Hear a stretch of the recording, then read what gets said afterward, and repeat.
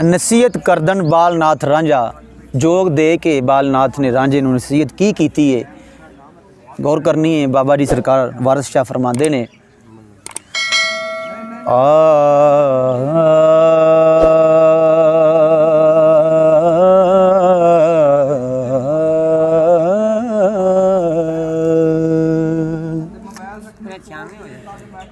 देवे सिखया रब दी याद वाली,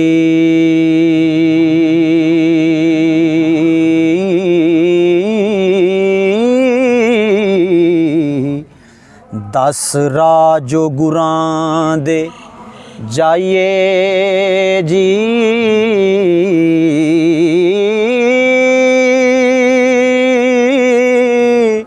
सब त्याग के फिक्र अंदेशड़े नूं हो, राह गुरां दा गुरां तो पाइए जी।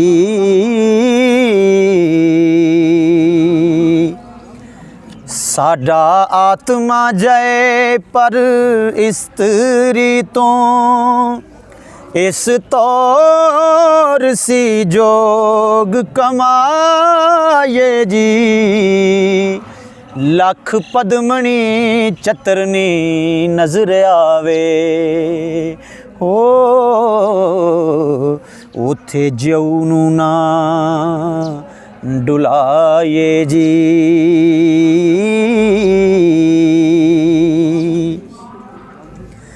आते दीद ना रब दी याद दसे,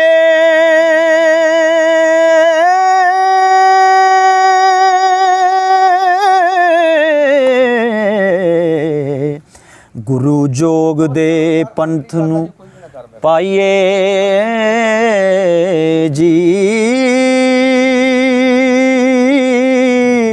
ना धो के चा पपूत मलीए हो, अते किस्वत अंग वटाइए जी। सुखी द्वार वसे जोगी भीख मांगे,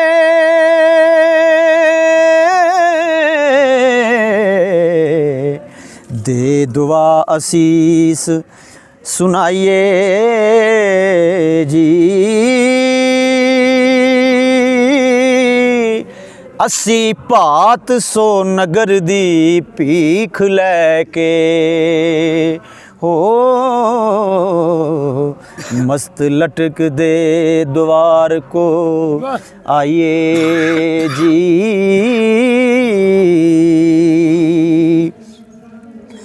सिंगी फाड़वी फावड़ी, सिंगी फावड़ी खपरी हाथ लेके,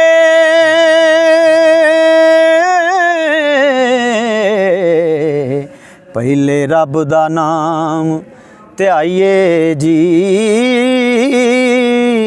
नगर अलख वजा के जा वड़िए हो, पाप जान जे नाद गुकाइए जी।